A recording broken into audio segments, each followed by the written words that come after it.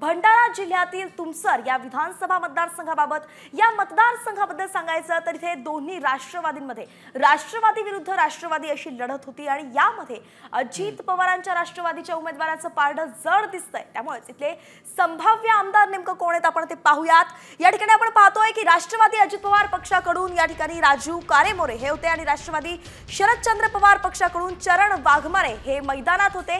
यामध्ये पारडं जड दिसतंय ते अजित पवार यांच्या उमेदवाराचं राजू कारेमोरे हेच इथे या ठिकाणी संभाव्य आमदार होताना दिसतात।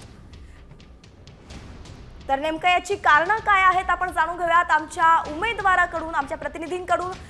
शुभम देशमुख, शुभम काय सांगाल, राजू कारेमोरे हे जे आहेत या ठिकाणी विजयी होताना दिसतात, काय नेमकं कारण आहे?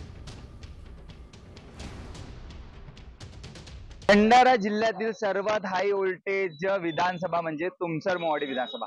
या विधानसभामध्ये आपल्याला अनेक बंडखोरी पाहायला मिळाली आहे। तर राष्ट्रवादी अजित पवार गटातील राजू कारेमोरे यांना पुन्हा एकदा संधी देण्यात आली होती। मात्र नुकताच शरदचंद्र पवार गटामध्ये प्रवेश केलेला चरण वाघमारे यांच्या विरोधात महाविकास आघाडीकडून खूप नाराजगी पाहायला मिळाली होती। काँग्रेसचे नेते असो किंवा राष्ट्रवादी शरदचंद्र पवार गटाचे नेते असो, राष्ट्रवादी शरदचंद्र पवार गटाचे युवक काँग्रेसचे जिल्हा अध्यक्ष ठाकचंद मुंगूसमारे यांनी बंडखोरी करत अपक्षाचा फॉर्म भरला होता। तर राजू कारेमोरे यांना कुठेतरी याचा फायदा मिळाला होता। तर लाडक्या बहिणीचा चांगला प्रतिसाद इथं देखील त्यांना पाहायला मिळाला होता। या मतदारसंघामध्ये 74% मतदान झालेलं आहे। तर चरण वाघमारे यांच्या विरुद्ध महाविकास आघाडीचे नेतेच विरोधात असल्याचे चित्र आपल्याला पाहण्यास मिळाले होते।